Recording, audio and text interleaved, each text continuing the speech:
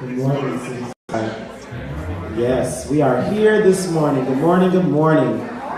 So good to be in the presence of God. So good to be in the presence of all of you.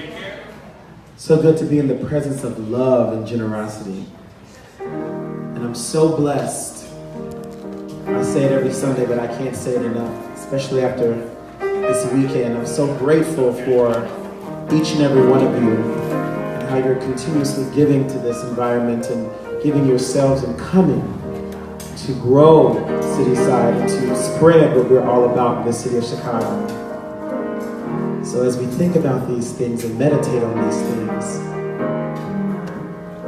we breathe in that air, that love that God has given us. Why don't you help me this morning? Stand on your feet, raise your hands, stretch your arms, open your hearts out. Help me sing this.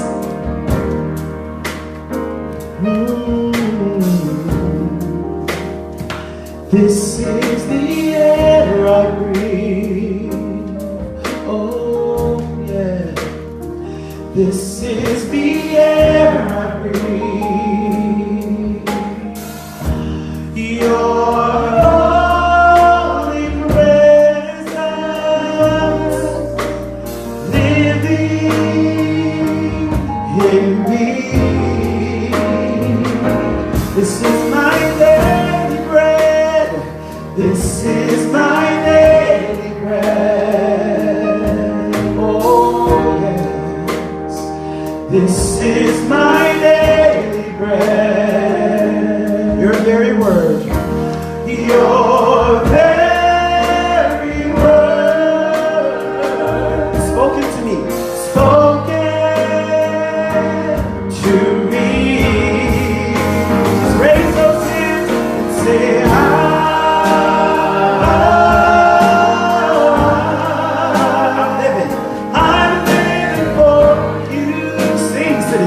yes. Oh, and I'm longing for you. I'm longing for you. One more time.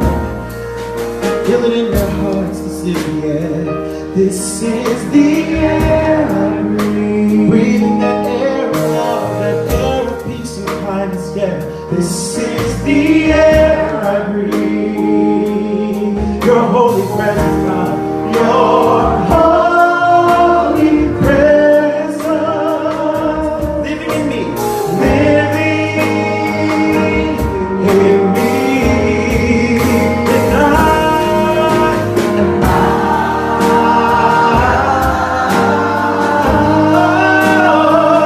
I'm longing for you.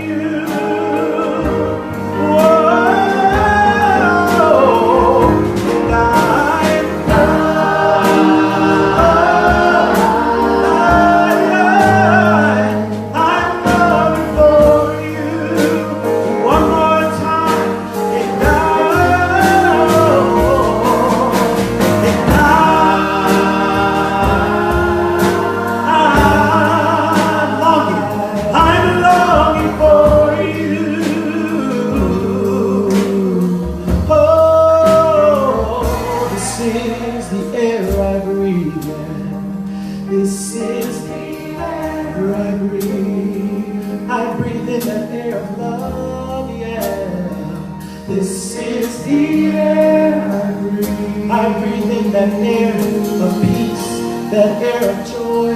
This is the air I breathe. I breathe in that air of affirmation, yes I do, yeah. This is the air I breathe. Oh.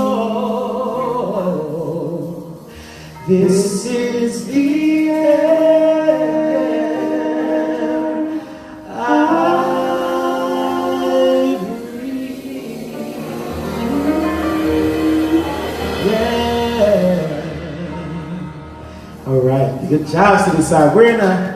We're changing things up a little bit. I want you all to help me sing this song too that you know.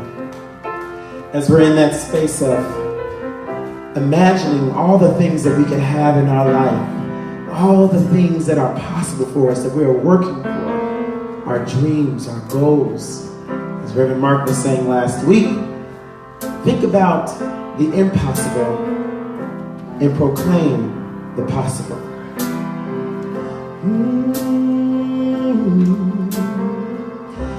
Imagine there's no heaven.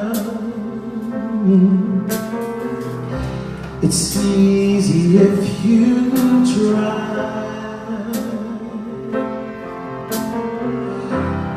No hell below us, above us only sky. Imagine all the people living for today. Oh, imagine there's no country. It isn't hard to do. Nothing to kill or die for. Hey, and no religion to help me sing on. Imagine all the people living love and peace, living love and peace. You may say I'm a dreamer, hey, but I'm not the only one. I know I'm not the only one. I hope someday you will join us, yeah, and the world will be as one. You may say, oh, you say I'm a dreamer, but I'm not the only one. I hope someday, sing with us. I hope someday you will join us,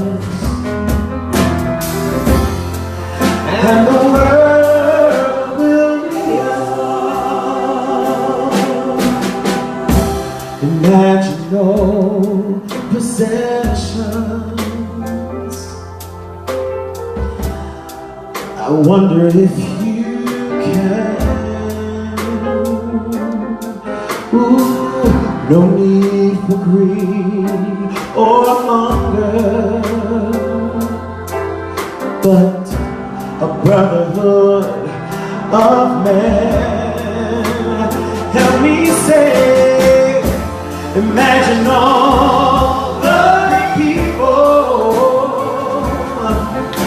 sharing all the world.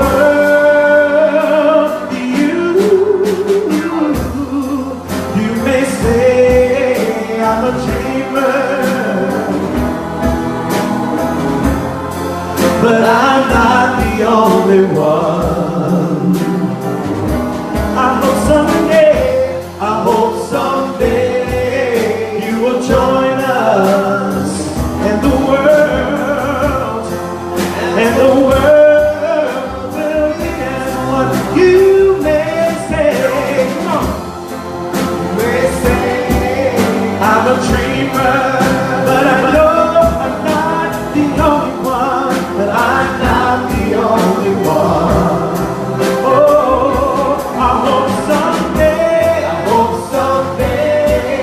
you will join us, and the world will be as one. Amen.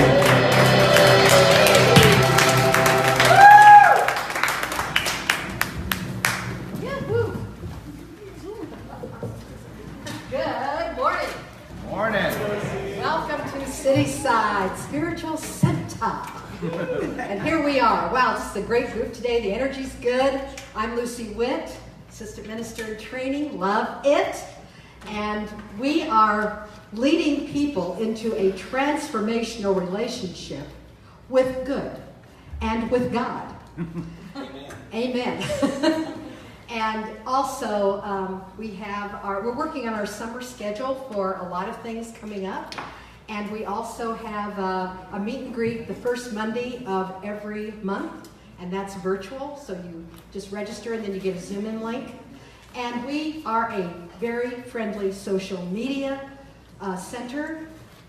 Please tell people where you're at on Facebook, Instagram, and we have our new link for our webpage at the bottom there. So we are just all about connection and unity and collaboration and innovation.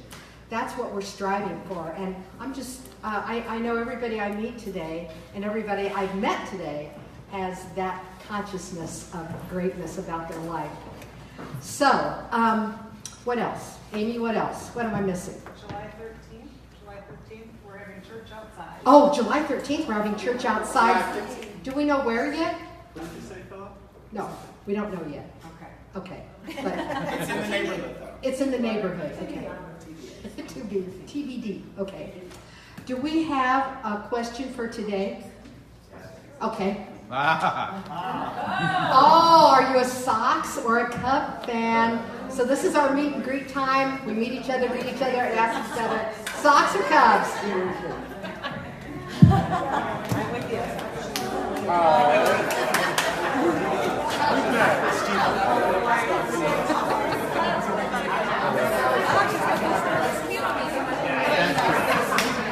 I'll give you that.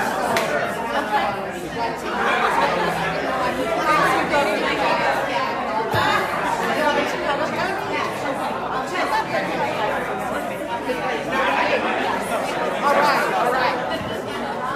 Right now, you are a yay! There we go.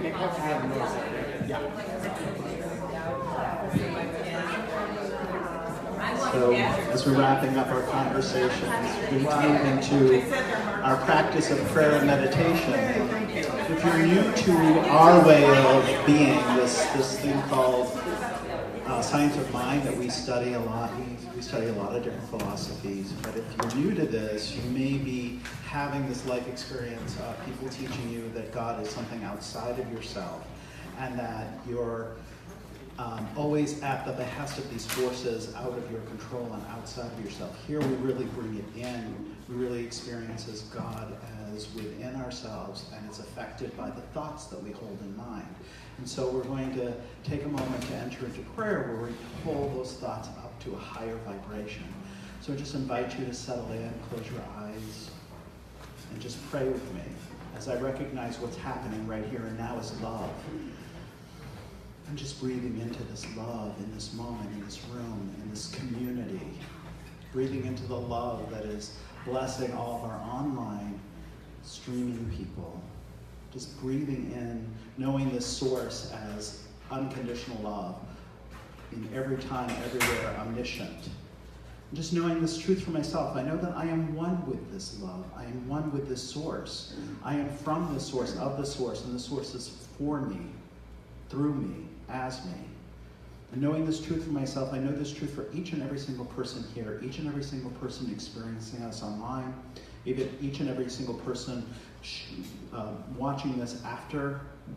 Just knowing that we include all of you in this prayer. And so from this place of oneness and this place of recognition, I just say a blessing upon our service today and our time together, knowing as we up-level our thoughts, as we lift the frequency of our thinking, it is manifesting in each person's life as joy, as love, as peace, as abundance, as prosperity, as wholeness, as harmony. Just saying a blessing upon Amy Daniels, Reverend Amy Daniels, as she steps up and speaks her word of truth and shares from her heart with this community today, knowing that she is absolutely blessed in her service, knowing that she speaks from this place of divine intention to share and to illuminate and to bring into our human consciousness this truth. Just knowing in her service she is truly blessed as this community loves her up today. Just saying a blessing upon all the hearts and hands who make today possible, knowing that in their service they are giving from a place of love and a place of their genius and a place of their divine appointment. And so in their divine operation, I just know they are truly, truly blessed. With all of this and a grateful, grateful heart, I simply say, and so it is. So it is. So staying in this space, inviting you to keep your eyes closed, just moving into this time of quiet meditation. Just invite you to breathe in, becoming aware of your breath. Inviting in this beautiful music that Greg underscores with us. Just letting it take you deeper.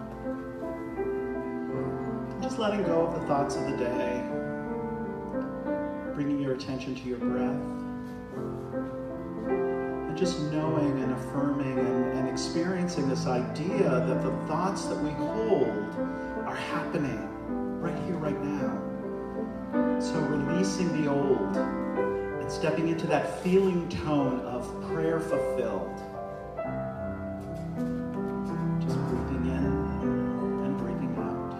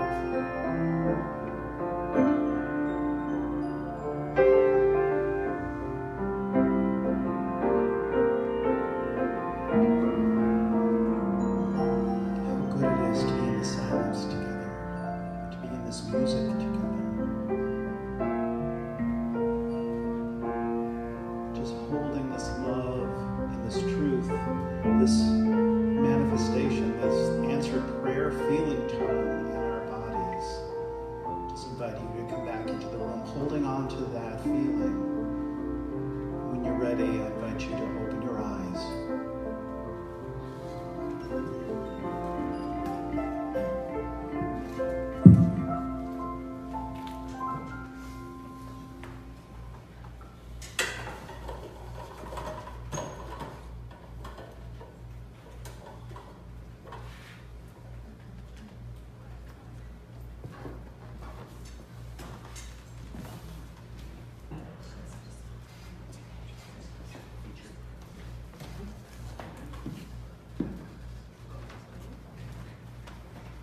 Good morning, everybody. Good morning. You know, a couple of years ago, Mark gave a talk about whether we're the means or whether we're the end. And to remind us that if we are the end to what's going on out there, we're always going to be in trouble. So today I think the whole concept is about creating. We are the creators, we are the means, and everything out there is the end. And sometimes, because of what the heck's going on, it's really hard, but we really have to work with using our imagination.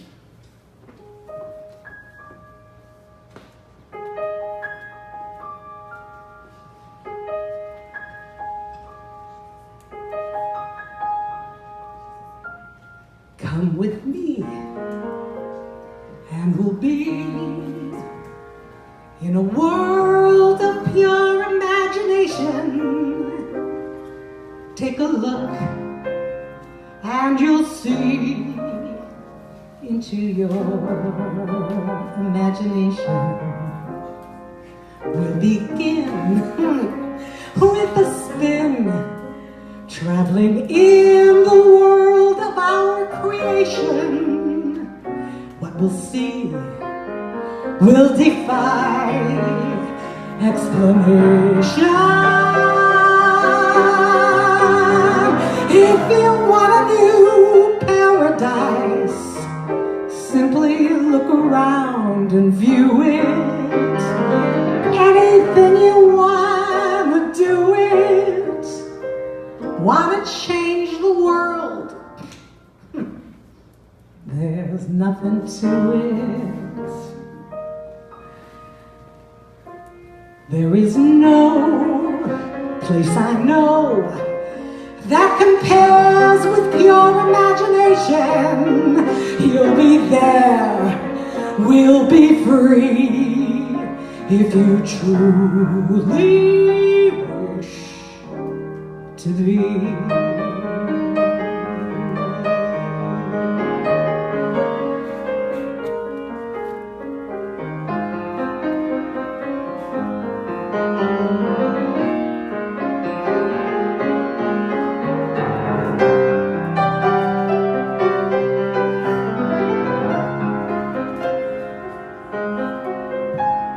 If you want to see magic lands, close your eyes and you can see one. Anything you dream, you can be one. Anything you please, but please save me one. There is no place I know to compare with your imagination. You'll be there, we'll be free.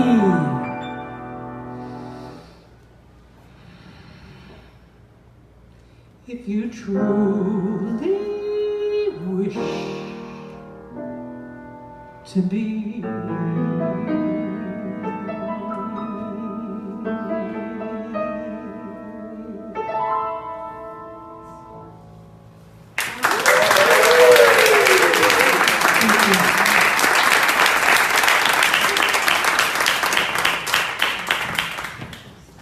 Thank you, Terry. Any of those of you who are old enough to remember Gene Wilder playing Willy Wonka, I'm seeing him in my head, so thank you, that was beautiful. And where did Philip go? That Imagine was amazing, thank you. So I want to share a story about something that happened to me. About 7 years ago, I left my corporate job and I was taking some time off to just kind of figure out, what did I really want to do? And I had always wanted to get scuba certified, so I decided that I was going to go down to Belize. I found a little cheap place on cheapcaribbean.com, and I was going to get scuba certified. So I go there, and the first day, they take you in the pool, they put your mask on you. Now, I had done this before, but I get in the pool, I take my mask off, I forget you're not supposed to breathe when you're underwater, okay? Duh, right? So I swallow like half the pool. I come up, I'm like terribly upset. This poor guy, he didn't speak very good English and he really didn't know what to do with me. And I was like so shook that I'm like, you know what, I'm just gonna go and I'm gonna go back to my room and I'll come back tomorrow and we'll try this again. So somehow in this process, I meet this 75-year-old guy named Casey. And Casey was a widower. His wife had died 18 months before, and he was looking for some things that he could do in his life that would make him happy. So one of them was being scuba certified. So he's there too with me, right? And this guy's like thriving, you know, he's like, this is fun, this is easy. And I'm like, if this 75-year-old guy who's out of shape and way older than me, if he can do this, like, what's my problem? Like, what's my problem? So I go back to my room and I was thinking about how athletes always like visualize what they want to do. And so I'm like, I am just going to visualize myself doing this. So I'm going to go and I go to my room and I'm like over and over again, I'm saying, take the mask off. Remember, you don't take a breath when you're underwater. Put the mask back on, clear the mask. And I did this every day till I passed my scuba certification. And it made me realize, like, wow, what do we hold in our mind? You know, like, where do we let our mind go? And that's really what we're going to be talking about today, because our mind and our imagination are very powerful. They're actually the gift of spirit working through us. And we are working together with the divine, with God, whatever your word is. We're co-creating. We're not doing this by ourselves. So we are part of something that's bigger than us that we can tap into. And I'm going to use a gentleman named Neville Goddard, his work. Many of you may not have heard of him, but he wrote some amazing books. He wrote a book called Awakened Imagination. He wrote another book called Feeling is the Secret. And I really like his stuff because he teaches this in a different way than I've ever seen before. And I'm going to talk about that a little bit more later. But I'm going to also share a story to start, which is an old Bible story that you guys may know. And it's about Jacob and Esau and Isaac. Does anybody know that story? So, you know, Jacob is the younger son. Esau is the older son of Isaac. And traditionally, the older son gets the blessing, always. So, you know, Esau and Isaac have made this arrangement that Esau's going to go out and he's going to go hunting and get some really good venison and he's going to cook it and bring it back and then he's going to get Isaac's blessing. Well, Jacob hears about this and he's like, this is not acceptable to me. And so he goes and he kills one of the kids in his father's flock. He cooks that instead and he takes the hairy skin and he puts it on his body because Isaac was blind. So Isaac couldn't see him, so he only had to feel him. He did everything by feel. So you know the story, basically. Jacob is successful in getting Isaac's blessing. Esau comes back. He's like, you know, this is not fair. I demand justice. And Isaac basically says, I've given Jacob my blessing, and he has the blessing. So I remember when I was growing up, I'm like, wow, that story seems so unfair, doesn't it? But if you look at it metaphysically, it's really a different story. So Isaac, the blind father, is like consciousness. It's like our higher self that sees, you know, does everything by feel and doesn't do it by what we're seeing in the world. And Jacob represents, well, actually, I'm going to go to Esau for next. Esau is what is manifest in the world today. So Esau is the present condition of our lives. He represents that. And Jacob represents that which is trying to emerge in our lives. So if you think about it, like for yourself, this story, it's about like, what do I have in my life right now that's manifesting or that is my present experience? And who am I becoming? You know, because your becoming is not limited by what is actually happening in your life right now. And that's really what that story is about. So I share that because two things cannot occupy the same space at the same time, right? So as he became, you know, as Jacob became the recognized son, Esau fell away. And that's true in our lives too. It's like, right, if we're becoming something more, if we're leaving behind an old way of being, that moves into the space of our manifestation. So we know this. Your consciousness is the cause of your world. Has anybody not heard that before? Yes. Now, it's easy to take that and blame ourselves, right? Like if we are not having the experience that we want to have right now, it's really easy to go to a place of blame. And that's really not helpful. What we really want to do, You know, it does no good to beat ourselves up, by the way, because then we're just reinforcing whatever is already happening, right? Even if we say, I don't like what's happening, it's like if we're saying, not that, not that, not that, what are we doing? We're re-emphasizing what we don't want, right? So this is tricky business. So what we want to do is work with our consciousness. So consciousness is the one and only reality, and there are two parts of consciousness. There's that we see manifest in the world, and then there's also this subconscious, unseen part. And that's really what Neville's work is about. So the conscious is personal and it's selective. So think about it like in the physical world, we might think, okay, it's me doing this. I'm directing this, right? But if we're really surrendered to spirit and we're working in the unseen world, we are co-creating with spirit. You know, which is impersonal. We know this, that the law is impersonal. It acts on whatever we put into it. And the way that it does that is through our subconscious mind. And what does our subconscious mind do? It just accepts whatever we put into it. And it believes that it's true, whether it's true or not. So I should have a slide. So let me step aside here so you guys can see this. Ideas are impressed on the subconscious through the medium of feeling. No idea can be impressed on the subconscious until it is felt. But once felt, be it good or bad or indifferent, it must be expressed. Feeling is the one and only medium through which ideas are conveyed to the subconscious. Now, when we're saying feeling here, I don't mean like my feelings, like I'm sad or I'm happy or whatever. I'm talking about the feeling, can you flip to the next slide, of like, how would I feel if my wish were realized?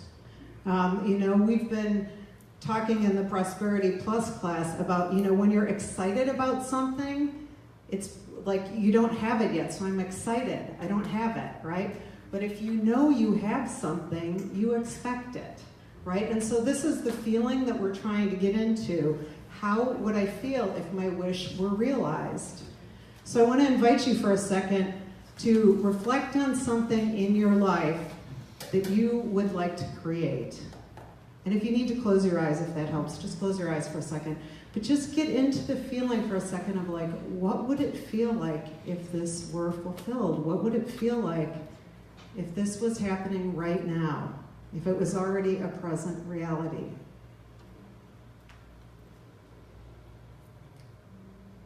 Every feeling makes a subconscious impression. That's what we know. And unless it's counteracted by a more powerful feeling, it will manifest. So what would be an example of a more or less powerful feeling? So let's say you're working on your health, right? You might say, I'm healthy, right? That feels pretty powerful, right? But if you say, I will be healthy, that feels a little less powerful, right? You know? Or I will be this when blah, blah, blah, blah, blah. We all do that all the time, don't we? You know? I notice that with myself at least. Like I always feel like I have to explain everything and then like I'm going back into my story. So we really want to pick, it's really what, those of you who follow Esther and Jerry Hicks, it's like, it's a higher feeling thought, right? It's like, it's a stronger vibration. I am healthy. It's already true. Go to the next slide. So your subconscious impression determines the conditions of your world. Oh, that's the right slide. Okay.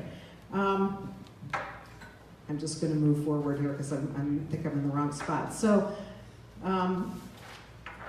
just make that. So, go to impress. Okay, so to impress the subconscious with the desirable state, you must assume the feeling that would be yours had you already realized your wish. In defining your objective, you must be concerned only with the objective itself. The manner of expression or the difficulties involved are not to be considered by you. Right? And we always say, the how is not my business, right? The how is not my business. So think about an idea that you have and think about, well, I'll just share one I have going on right now. So I decided I'm going to sell my house because the market's hot and I'm going to buy a new house. Except I did it out of order. I bought the new house before I sold the old house, okay? So maybe it wasn't the best idea, but anyway. So the other day, the bank called me and they said, we want you to do X, Y, and Z, and it doesn't really matter what it is so that you can have these 2 mortgages at the same time. And, I noticed that I started to get into this feeling of like, well, wow, the difficulty of this, like the difficulty of what they're asking me to do right now, right? And, it's like I could choose to live in that difficulty, right? But it's like if the how is really not mine, I don't need to do that, right? I just know that there is a perfect solution that is happening, and that the way, because I and my divine mind are one, that there's an idea. God has a better idea than I do about that. But you know what I've been doing to work with this? Because I know my subconscious has a little something kicking around there about like, this is going to be hard. It's like I've been sitting with this, and I've been imagining myself in the new house, and I've been imagining my friends coming over and hanging out in the yard, and I'm like, well, I could also imagine that this process is easy. I could imagine that there is something that is happening that I couldn't even think of that's the perfect solution is. I said to the lady on Friday, I'm like, my house could sell over the weekend. Have you thought about that? And so just to stay open and not get into the energy of fear. Yeah. And yeah, and that's really, to me, if we accept the feelings of difficulties and obstacles, if we believe that, then the subconscious takes that as our request. Okay? And sometimes these are subtle, right? Like we don't even know we have them. This morning, I was like, we teach about this stuff all the time. I'm like, how do we get this at a different level? How do we start to get this at a different level? Because our subconscious, we might not even know what it thinks, right? It might be so ingrained, you might just be like, wow. Okay, so here is something that you can do. Look at the dominant patterns in your life. So what are the things that are happening all the time to you, right? Or that you've had the same thing happen again and you're like, I was just going to say Jesus Christ. Is that? I was going to say that. Jesus Christ. I can't believe this is happening. It sounds terrible to say that here. But look at the things that happen again. Like I think when I was very small, I created a belief that I have to do it myself, right? And it's such an ingrained belief. My mom says when I would be little, she'd be like, honey, do you want help? And I'd be like, Mommy, I can do it myself. Like I was like 3. Where does that come from? Right? But then I feel like, even though I know I have a ton of help now, and especially with spirit, it's like I feel like sometimes I still create that. Or I still think that way, like I'm doing this alone. It's like, why do I think that? But it's my subconscious. So I also want to say, I said this already, but I don't want you to go around and judge yourself, because I really think it's not helpful. I really want to just invite you to notice how you're being with the things that are happening in your life. I was thinking as I was preparing about something that happened about 10 years ago, and I might have shared part of the story before, but I went through this period where my mother was having neurological problems, and she needed to have a surgery. And I have 5 siblings, but there I am at the hospital the day of the surgery. I'm by myself, alone. Get that? See that again? I'm doing this myself. And thank God my nephew showed up. But there were all these things that went wrong right about that same time. And I remember thinking, like, seriously, could anything else go wrong right now? And I was really in this like spiral of like, oh my God, it's just one more thing, and blah, blah, blah, blah, blah. And so that happens to all of us. It's like, right, it does. It's even something simple like I'm running late right now, and I'm freaked out because I'm running late. I'm going to something important, and I get into the energy of, oh my God, I'm running late. What does it do? Doesn't it make it worse? Yeah. Doesn't it seem like an obstacle presents itself? Mm-hmm. So it's like we want to have the discipline to not go there, or to not go there and stay too long. You can give yourself a little dalliance if you really need to, because we don't want to be so like, whatever, hard on ourselves, but like, just notice, where are you going?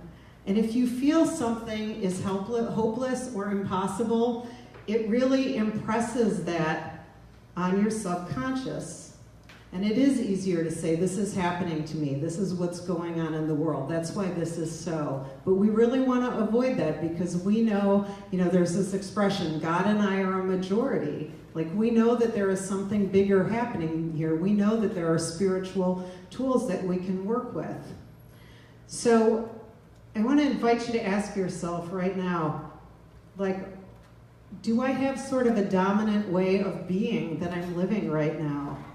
You know, maybe this isn't one of mine, but, you know, maybe you're just in a really negative place, and that's how you're being, you know, or maybe, you know, how you're being is skeptical. I think a lot of people are that right now with everything going on in the world right now, right? Yeah. But just to ask yourself, like, what's my dominant way of being right now? And maybe you're good. Maybe you're like, hey, I'm already, you know, I'm feeling positive, I'm good. But just sit with that, because however we're being, that's what we're going to experience.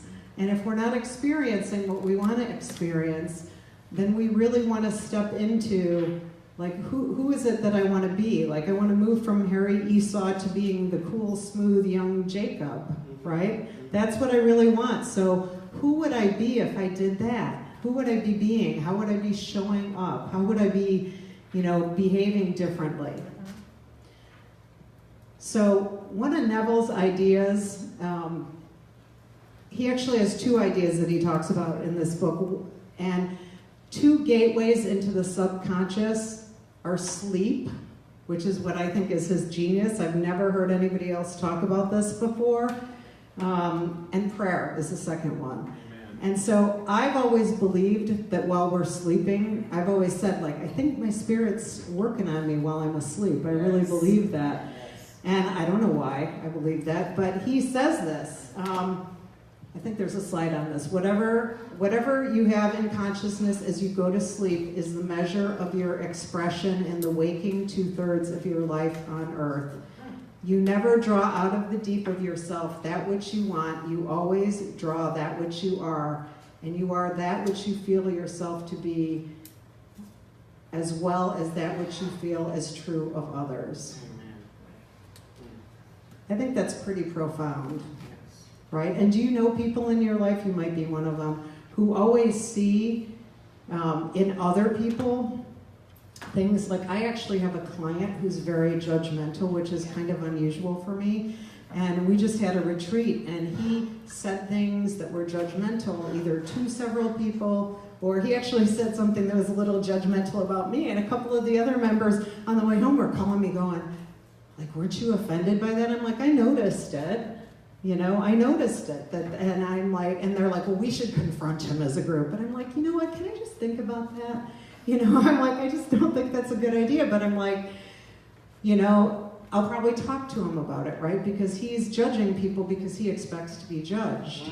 You know, it's like, you know, if we don't trust other people, maybe it's because, you know, we're not trustworthy, you know, and it's not making anybody wrong, but like just to notice, like, what consistently bugs you about other people, right? And to notice that, you know, you see the world that you believe in. One of my brothers has always just like, he's always had this belief that everybody's out to screw everybody else. And like, he and I could have the same experience, and he would take it like, this guy was out to screw you. And I'd be like, no, you know, he was just doing what he needed to do, you know. So it's very much like we bring our own thinking to things. And so that's imprinted on the subconscious.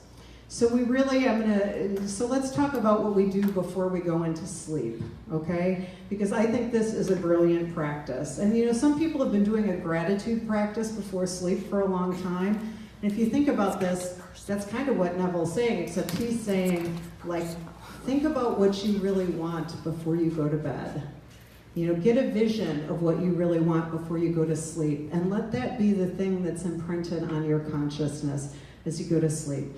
Think about what happens when you go to sleep and you've either had a fight with someone, or, you know, you watch something on TV that was upsetting, like the Red Wedding on Game of Thrones or Stranger Things. I don't sleep well when I watch those things, right? But think about how you sleep then. You don't sleep well, right? Because you're not at peace. And so to just really think about, like, what could I do to really be at peace as I'm going to sleep? Like, what would help me to do that? What would help me to imprint in my subconscious, you know, that which I want to create? And the other thing I want to throw in here is please make sure you're getting enough sleep. Like, people think it's a badge of honor to go without sleep, but I really feel like for us to be in our best place spiritually, emotionally in our life, like, we gotta sleep. Yes. You don't sleep, nothing looks good, right? You don't feel good, whatever. So your entire sleep is going to be dominated by your last waking concept of yourself. So sleep is the doorway through which the conscious waking mind passes to be creatively joined to the subconscious. So sleep conceals the creative act while the objective world reveals it. And he actually talks a lot about how this is the masculine and feminine of spirit. You know, like when we're sleeping, we're receiving in the subconscious mind, and when we're in the world and we're being more directive, that's a more masculine energy. So we really just want to make sure that we're also cultivating the receptive energy. And I think it's easy in our teaching to get into the energy of like, I'm doing this, I'm manifesting, whatever, instead of saying like, no, I and the divine are doing this. It's not me, it's not about me, it's not about my ego. I was thinking about this driving over, like it's so easy for us to be defensive too when something is not going the way we want it to in our lives, right? Like, you know, I'm really great, like why don't people see it? And sometimes we affirm what we want from that defensive place, right? You know, like I deserve to be appreciated, or you know, whatever it is, but we just really want to get ourselves into a receptive state. And the same is true with prayer. You know, prayer, we really want to be in a place of receptivity with prayer. We're not trying to force it. You know, I think about sometimes when I sit down to pray, like if something's bothering me, I notice in myself that it's like I am almost in that defensive energy of like not wanting whatever is true to be true, right? And so we really want to move ourselves into just a more receptive energy. Like I'm trying to think of what a good example would be. You know, instead of saying, like maybe I'll apply it to, you know, what I'm doing with my house right now. Like I could be like, I know that this is mine, and I know, you know, and declare that this house is mine and this is all meant to happen. But like a more receptive thing would be like, you know, just to be in a place like I accept what's happening right now, and I know somehow the idea of my good is in it, you know, that I can't see. Do you feel the difference in that? One of them feels like I'm forcing, and the other one feels like I'm just receiving. I'm just noticing what's happening, and I'm not making it wrong. So that's really what we want to do when we're praying. Prayer is the art of yielding to the wish and not the forcing of it. Whenever your feeling is in conflict with your wish, feeling will be the victor. The dominant feeling invariably expresses itself. Prayer must be without effort. In attempting to fix an attitude of mind which is denied by the sense, effort is fatal. Isn't that amazing? Yeah. You know, because it's like if we're efforting, we're not really trusting, are we? We're not really trusting that there is a higher power that is working with us. We're thinking that we have to do it ourselves. And oh, by the way, didn't I say that's my thing? I have to do it myself? I realized that yesterday when I was sitting in meditation. I'm like, do I still think I have to do this myself? What's that? You know, like I know better than that. But so all these things are sneaky. So what I really want to invite you to do right now is to this week be in the feeling of would it be like if your wish was realized? What would that feel like? And spend time imagining that, both at night when you're going to bed and in the morning when you're meditating or praying. Just spend time imagining that. See it happening. And get into the feeling of that. What does that feel like if I'm expecting it? Like if I know it's my good, right? If I really know it's my good, then there's nothing to worry about. And that's really the feeling that we want to cultivate this week. So I want to invite you now. I'm going to invite you to turn within because we're going to move into prayer now. And I just want you for a second as we go into prayer, I want you to think about whether there's any belief about yourself that you need to cast aside right now. I shared that mine is, I'm doing this myself. Do you have anything underneath that you're noticing that you really want to let go of? What do I need to just let go of? And what is a way of being that I really want to embody? And if I'm really calling forth what I see that I dream of, my vision, whatever your word is, that my wish, my vision, my imagining, what does that feel like? And as we pray, I just invite you to sit in that energy of what it feels like for your life to be that now. So in this moment, I am just knowing and affirming and connecting with this presence of God, this presence which is ever and always present. It's never absent. That God is in, as, and through all things, and that means that God is in, as, and through everything that is happening in my life. That God is in, as, and through me, myself, my physical body, my thoughts, my ideas, my beliefs. And so the truth that I am knowing for each and every person here is that really a deep realization that God is the source of their good, that this working together with Spirit to plant in the subconscious into this creative space the idea of what they want, that this is a practice that each and every person embraces this week, that each and every person knows that more is possible for them. This is actually the world that I imagine is where everybody knows what's possible for them. And that we embrace all of this in love, that we hold the best for ourselves and for other people. This is the truth that I am knowing and I am affirming.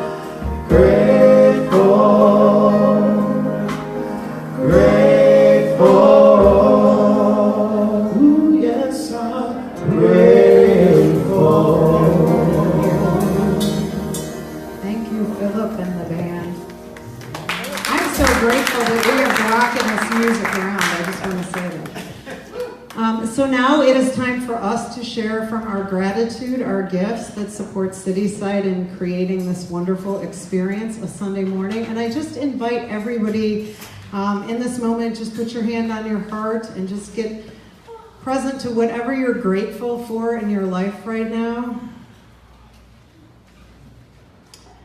And just join me in blessing our gifts. Divine love through me blesses and multiplies all that I have, all that I give, all that I receive, and all that I am.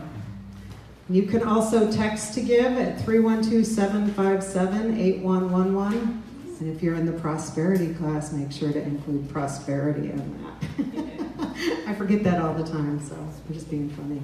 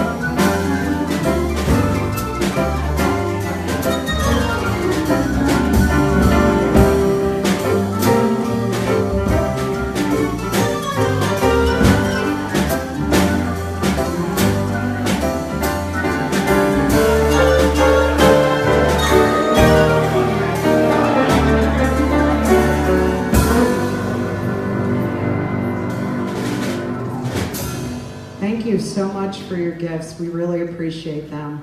We're excited about creating the future here. Lucy, are you back up here doing announcements or no? You don't have any other ones? Okay, so are we singing again? Okay, come on up, Mr. Phillip.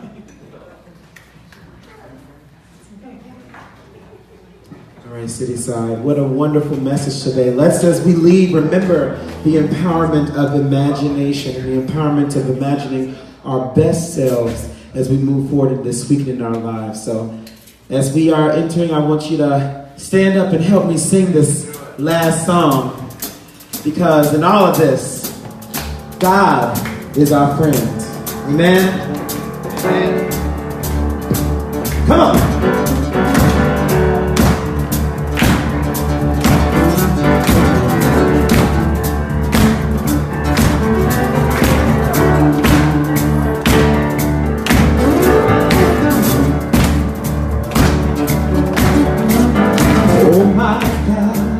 You are mindful of me. You always hear me when I call. Hey! Yes, it's true that you are thinking of me. How you love me. It's amazing. Oh my God, sing with me. You are mindful of me. Always hear me. Always hear me. When I call. When I call. I say yes, it's true that. Yes, it's true that you are thinking of me. How you love me. How you love me. It's amazing.